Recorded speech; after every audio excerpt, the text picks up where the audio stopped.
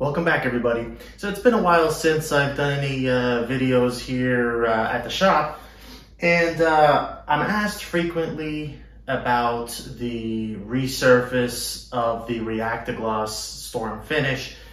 I think at the beginning of every single episode I say I hate it, it needs to be resurfaced. We automatically resurface it now. We don't even test it at Reactagloss.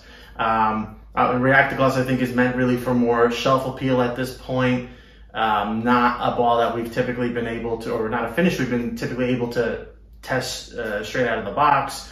So we go right away. So what I want to do today, short video, show you how I go through the resurface process. It's pretty simple. Just a very quick description. I'm going to do it actually on the Revenant here. We tested this a while back and never got a chance to actually resurface it. I had touched it with 3000 at the lanes during testing, and the ball was fine, but it's not ideal. So I thought, hey, it's a perfect opportunity to shoot the video, show you guys how I do it. It's basically, what was it, 3 steps. We take it to 1000 grit hard on the spinner, and I'll show you that. And then we go step 2, compound, so get it a little bit shiny. And then we go light 3000 by hand. So the 1000 hard is 4 sides, 20 seconds. The step 2 compound is 4 sides, or until it gets a little bit of sheen to shine, and then the 3000 by hand. So we're gonna go through that, and hopefully won't have to describe it every single time we go into the video, but you have something to go by for when you get your Reactagloss Storm equipment. All right, so I'm gonna do 4 sides, 1000 grit. So I typically use the True Cut pads. They have stayed for me fresher longer. So I'm gonna stick with that for now. Get it nice and wet, get the ball nice and wet. Again, it's about 20 seconds, 15 to 20 seconds on 4 sides. High speed.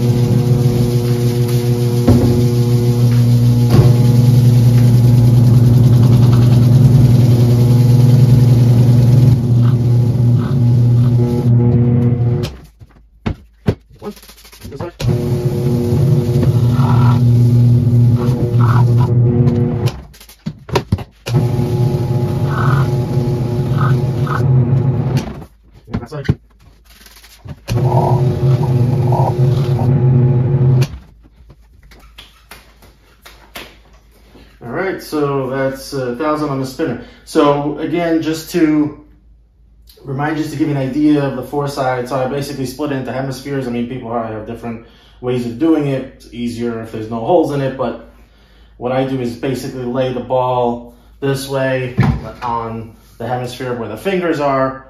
That's one side. Turn it over, that's the second side. And then what I do is basically take the hemisphere this way.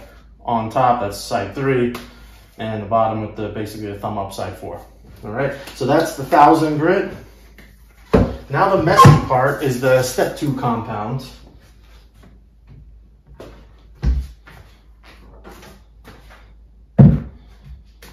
So this is step 2, finishing compound, 320 to 1500 grit. So there's a lot of sand or gritty material in this polish, which makes it a compound.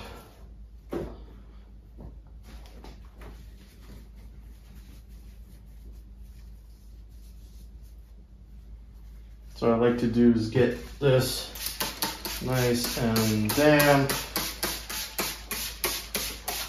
And again, it's 4 sides, and not really afraid to use a good amount of polish. And sometimes I'll throw it right on the ball.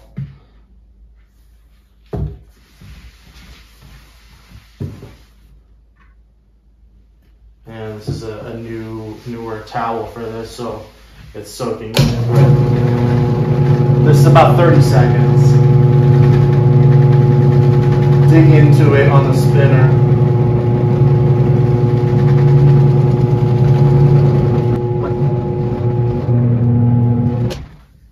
And you see there's a sheen developing now. See that sheen versus the 1000 grit. Doesn't take too long. If you got the right amount of pressure, it won't take too long.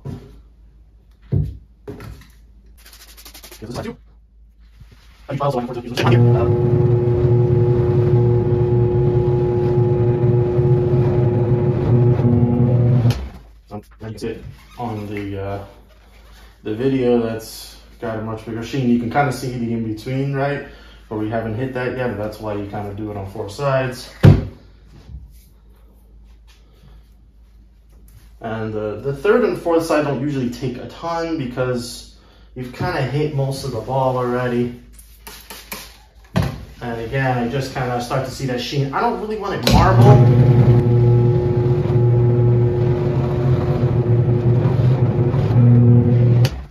All right, so I was saying, I try not to go specifically for marble shine. However, it's not that big of a deal if you do, because you're still gonna hit it with the 3000 pad by hand lightly. So not too worried about that.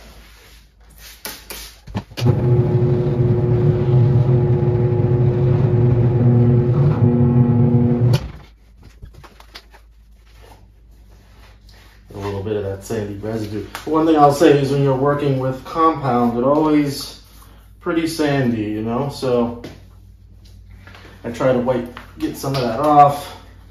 And now you see it's actually really pretty in that finish. It's a little shiny now, right? And then the last step, super easy. 3000. So again, I'm using True Cut. You can use Abralon, it's fine. I've done it before. Like I said, I like these just lasting a little longer. And here it's just, again, it's light pressure. Right, we're just essentially cracking the high sheen. It's still gonna look, you know, sort of shiny.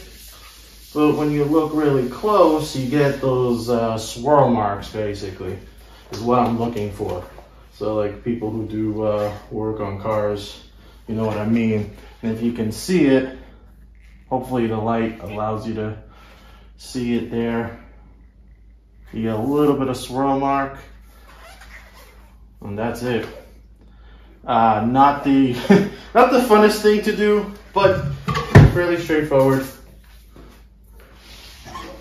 All right, so that's it. This is the refinished ball, taking you through the steps. Again, 1000 4 sides, fairly hard, 15 to 20 seconds on each side. Step 2 compound, really sandy, kind of glosses it up. And then finally you use 3000 to essentially get some swirl marks in the cover. And voila, my favorite current finish on shiny balls. Thanks for watching.